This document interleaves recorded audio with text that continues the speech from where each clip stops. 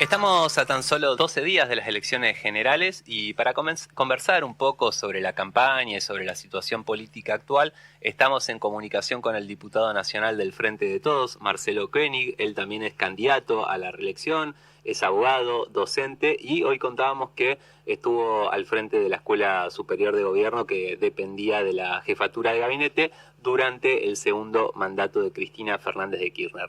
Marcelo, un gusto saludarte. Alejandro Santucho y Juan Iguarino te saludan desde Radio Nacional Bahía Blanca. ¿Cómo estás? ¿Qué tal? ¿Cómo les va? Bien, muy bien. Un gusto poder volver a conversar con vos, Marcelo.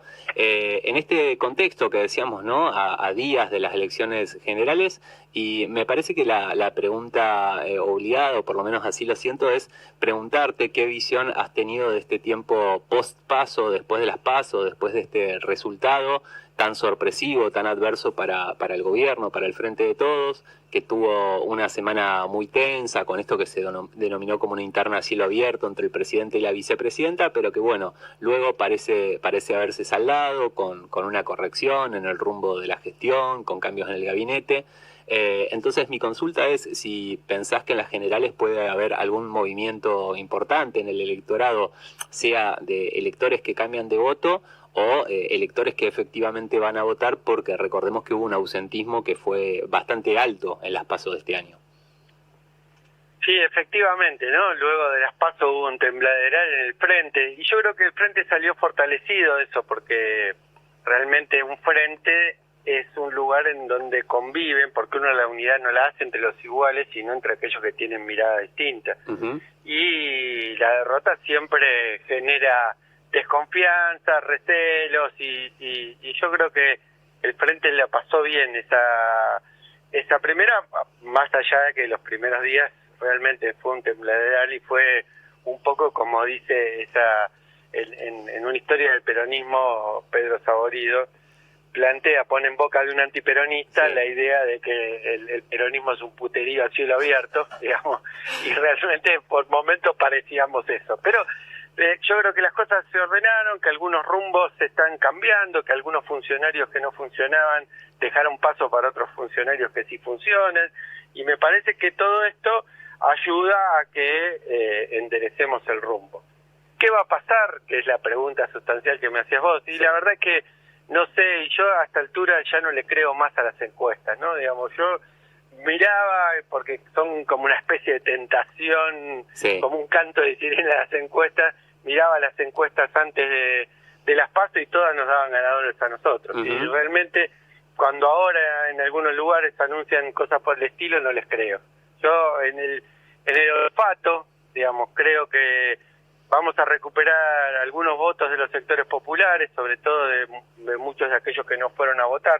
Recordemos para la audiencia que votó, fue la votación desde la recuperación de la democracia con menor cantidad de porcentaje que ha ido a votar, incluso menor que el 2001, con lo cual también nos habla de cómo está creciendo la mancha de aceite de la antipolítica, pero también, así como digo que vamos a recuperar votos ahí, yo creo que hay algún sector de las clases medias entusiasmado con el triunfo de la Alianza Cambiemos, va a inclinarse más a favor de ellos, con lo cual yo creo que va a ser un resultado más o menos parecido, quizás logremos acortar y por qué no dar un batacazo, pero no va a cambiar sustancialmente, va a ser una elección pareja y reñida como fue la anterior, no tampoco es que ganaron por una paliza, ganaron por 300.000 votos nada más. Y vos hablabas de la mancha de aceite, que es la antipolítica, me parece una metáfora muy clara para entender ese proceso, pero también lo atribuías, ¿no?, a ese alto ausentismo a la antipolítica.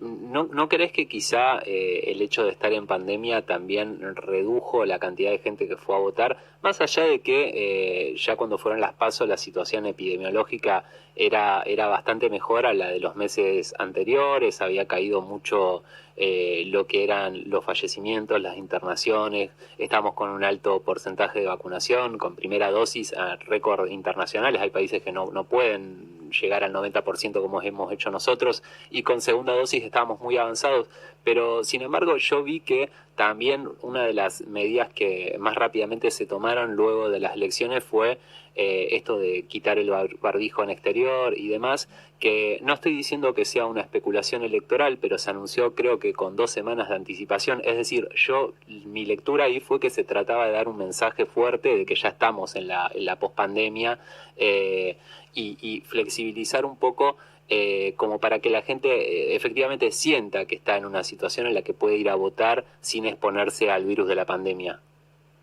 Totalmente.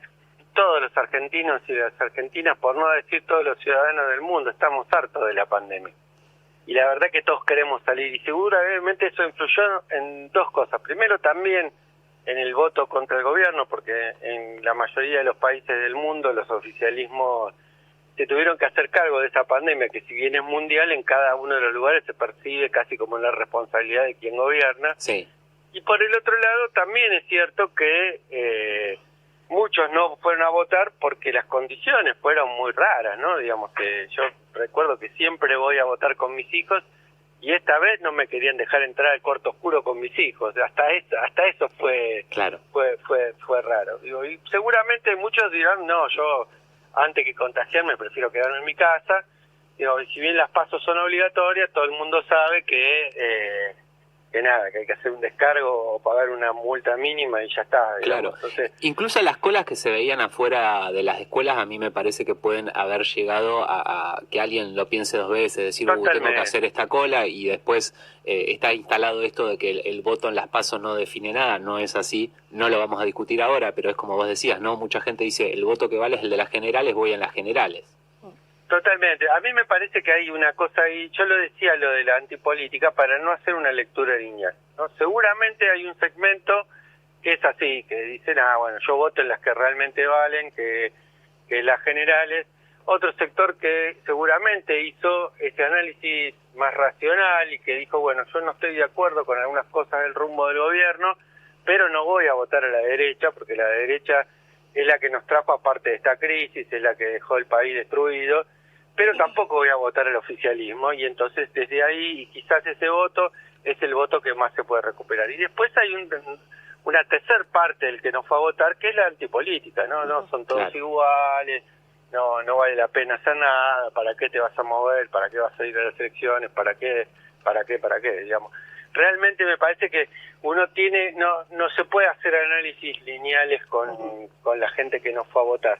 En general uno hace análisis matemático cuando no le fue bien, ¿no? Digamos, empieza con las cuentas de dónde va a sacar los votos. Yo creo que esta segunda elección del año, estas ya no pasos, sino oficiales, lo que va a permitir es que vote un mayor, y ya transitando la pospandemia, porque la mayoría de la población ya tiene una y si no 2 vacunas, y entonces realmente me parece que va a ser mucho más grande la concurrencia, pero se va a notar también el tema de la antipolítica, ¿eh?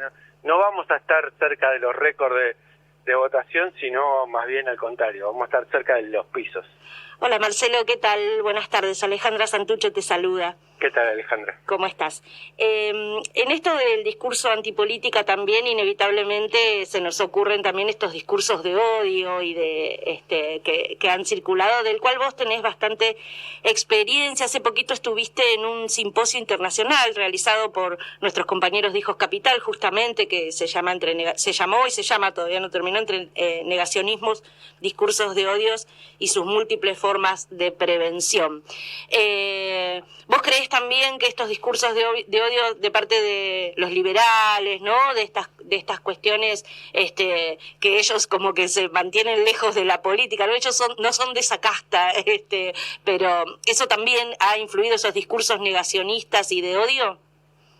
No son de esa casta cuando le conviene. Claro, después se junta Milei y dice que no, Macri no es de la casta. Macri ¿no? Tampoco, o sea, los únicos que somos de la casta somos los que estamos del otro lado. Y Bullrich, que estuvo en todos y cada uno de los partidos políticos, tampoco es de la casta. Claro. Tampoco es de la casta. Es una casta selectiva, digamos, claro. que usa el muchacho que es un feligrés del dios mercado y que basa su caudal electoral en los discursos del odio, ¿no? Entonces me parece que eso es peligroso, ¿no? Yo decía en ese simposio que vos hacías referencia, que los discursos del odio son el huevo de la serpiente, Totalmente. ¿no? Porque los que nos gusta la historia argentina sabemos que todas las dictaduras fueron precedidas por el aumento exponencial de los discursos del odio. Por eso nosotros presentamos un proyecto para contrastar no todos los discursos del odio, pero sí un segmento que es el que niega el terrorismo de Estado, Claro. porque ese discurso del odio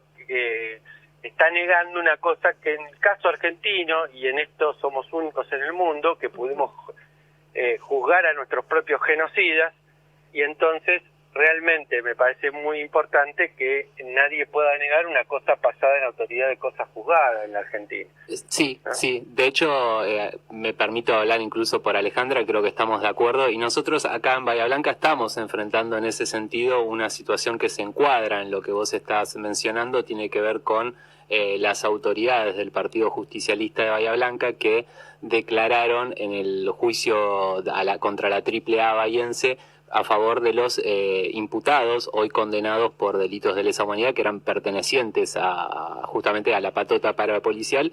Y bueno, ha habido un silencio que es muy, muy preocupante sobre esto, con alguna honrosa excepción local. Y bueno, hace poco, por suerte, sí pudimos tener la palabra de Estela de Carlotto, que se expresó. Pero es preocupante también el negacionismo en los propios. No, ni hablar, ni hablar. Yo creo que el negacionismo no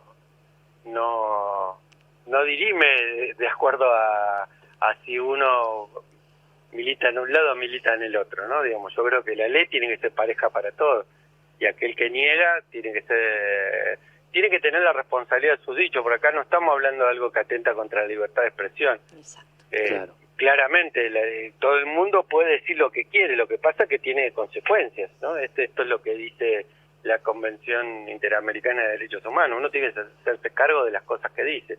Y me parece que esas defensas del terrorismo de Estado tienen que estar penadas. Hoy no están penadas. Hoy claro, cualquiera puede decir cualquier cosa. Y muchos, no digo que sea el caso que ustedes mencionan, pero digo, muchos obtuvieron sus 5 minutos de fama en base a plantear este tipo de cosas, como negar la claro, existencia de 30.000 desaparecidos, y eso le da un poquito de prensa, y me parece que eso es algo que nosotros lo evitamos también poniéndole un freno a todo esto legislativo, con lo cual también le damos valor a que la sociedad no quiere más discurso del odio, no quiere más dictadura, no quiere más eso.